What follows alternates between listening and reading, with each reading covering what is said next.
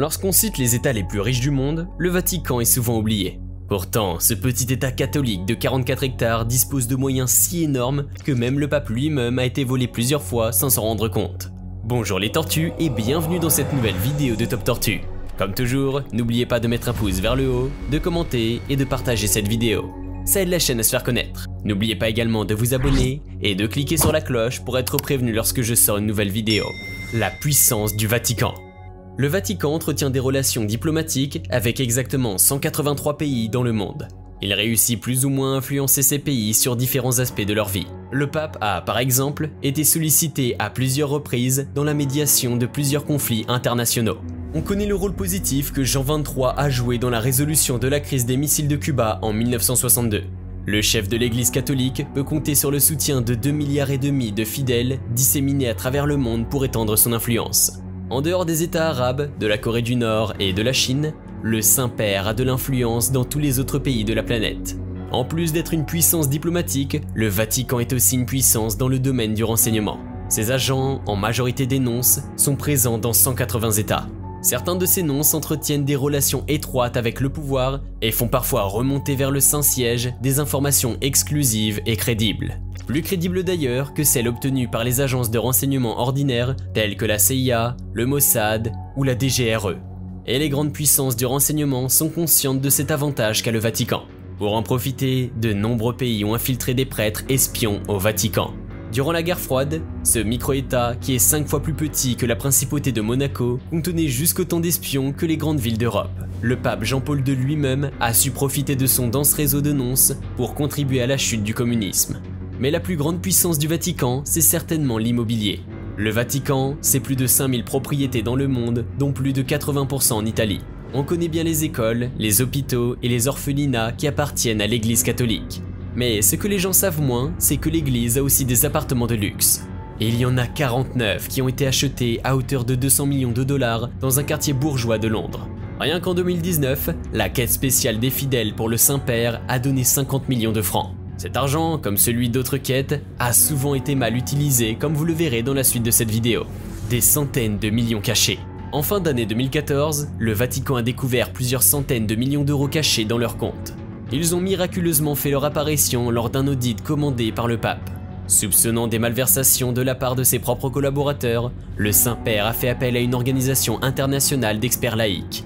Son rôle était d'examiner l'état des finances de l'Église catholique et de proposer des réformes pour la rendre plus prospère. L'annonce avait été faite par le cardinal australien George Pell, nouveau directeur du secrétariat à l'économie du pape François. À l'époque, les journaux italiens soupçonnaient le Vatican d'être en faillite. Ces centaines de millions tombaient donc à pic pour sauver le Saint-Siège du lynchage médiatique. Mais comment comprendre qu'au moment où des millions de personnes meurent de famine et de misère dans le monde, le représentant de Dieu sur terre ait tellement d'argent qu'il en oublie une si grande quantité? Le cardinal Pell a tenu à rappeler que cet argent ne provenait pas de sources illicites ni n'était caché. Mais comment expliquer dans ce cas que même le pape n'était pas au courant de son existence? On ne parle pas de quelques milliers ou millions d'euros, mais bien de plusieurs centaines de millions d'euros. Bien sûr, le cardinal s'est empressé de trouver un usage qu'il allait faire de cet argent pour ne pas donner l'impression aux fidèles que leur argent ne servait à rien. Mais c'était trop tard, car les fidèles italiens ont annoncé qu'ils allaient réduire les dons faits au Saint-Père. Le puissant cardinal explique ensuite que ses services ont perdu la trace de cet argent car les différents services du Vatican gèrent indépendamment leurs finances afin de pouvoir régler leurs problèmes sans faire appel au secrétariat de l'économie du pape. Suite à cette découverte, le pape a donné les pleins pouvoirs au cardinal pour réformer les services économiques et financiers du petit État. N'oublions pas que c'était l'une des premières missions attribuées à François lors de son élection au Saint-Siège. Malheureusement, vous verrez dans la suite que ce pape a pris la tête de l'Église catholique avec des scandales financiers et ceux-ci ne l'ont jamais quitté. Le Vatican blanchit de l'argent. Enquête en 2013. L'année 2013 a été riche en scandales financiers au Vatican.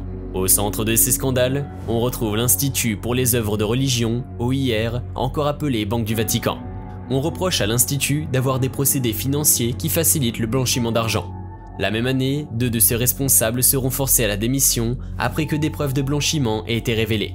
Paolo Cipriani, à l'époque directeur général de l'OIR, et son adjoint Massimo Tulli ont autorisé le versement de 3 millions d'euros vers la Banca del Fucino et 20 millions à JP Morgan Frankfurt. Les transferts étaient effectués pour le compte de l'organisation de crédit italien Credito Artigiano. Pourtant, les statuts de la Banque du Vatican sont clairs. Tous ses clients ne doivent pas être que des congrégations religieuses ou le clergé. Les enquêtes démontrent que de nombreuses personnes ayant des relations privilégiées avec le Saint-Siège peuvent ouvrir des comptes à la Banque du Vatican et y verser des fonds sans justifier leur provenance. Plus tard, cet argent est versé vers d'autres banques sans que celles-ci ne posent de questions sur sa provenance. Un système de blanchiment parfait au nez et à la barbe du pape. Toujours en 2013, la justice italienne a mis la main sur Monseigneur Nunzio Scarano, membre de l'administration du patrimoine du siège apostolique, APSA, l'organisme qui gère les biens du Saint-Siège. En réalité, ce prélat n'est pas évêque. Il a été fait monseigneur à titre honorifique pour les longues années au service du Saint-Siège dans les murs du Vatican. Mais l'homme va trahir la confiance du pape de la pire des manières. En complicité avec un agent des services secrets italiens et un intermédiaire financier, le prêtre va aider des amis à rapatrier 20 millions d'euros depuis la Suisse. Accusés de fraude et corruption, les 3 hommes seront appréhendés par la police financière sous ordre du parquet de Rome. La même année, le pape François va ordonner un assainissement des procédures financières à la Banque du Vatican. On annoncera même un site web pour publier chaque année les comptes du Vatican. Mais la tentation de piocher dans les caisses de Dieu ne quittera pas pour autant ses plus proches serviteurs. Vous en saurez plus dans la suite. Le scandale à 182 millions d'euros. 2019. En 2019, le monde découvre que l'argent des pauvres sert en fait à effectuer des investissements suspects dans l'achat de plusieurs appartements de luxe à Londres. Ce qu'on appelle argent des pauvres est en fait un denier spécial que les fidèles donnent au pape pour financer des œuvres caritatives dans le monde. Une fois de plus, un proche du pape va abuser de sa confiance et utiliser cet argent pour son intérêt personnel. Si l'affaire n'a éclaté qu'en fin octobre 2019, le pape lui était au courant depuis le début de l'été de la même année. Le cardinal Giovanni Becciu, numéro 2 du Vatican à l'époque, va profiter de l'influence qu'il a sur les affaires de l'État pour détourner 182 millions de la caisse du denier de Saint-Pierre. Son projet remonte en fait à 2012. Il avait d'abord tenté d'utiliser cet argent pour acheter des puits de pétrole en Angola. Mais sentant que la provenance des fonds était contestable, le gouvernement angolais fera échouer le projet. Ce qui ne va pas pour autant décourager le cardinal Becciu. Raffaele Mincione, le financier italien chargé de placer cet argent, va proposer de l'utiliser pour acheter des appartements de luxe d'une superficie de 17 000 carrés à Londres. L'argent des pauvres se retrouve donc à financer les caprices des riches, prélats du Vatican et de leurs copains. Mais le cardinal n'aura jamais la chance de mettre le pied dans un de ces appartements. En 2018, il sera poussé à la porte du secrétariat d'État au profit de l'archevêque vénézuélien Edgar Peña Parra. Alors qu'on aurait pu s'attendre à ce que l'évêque Parra mette fin à ce détournement, il va plutôt choisir de continuer.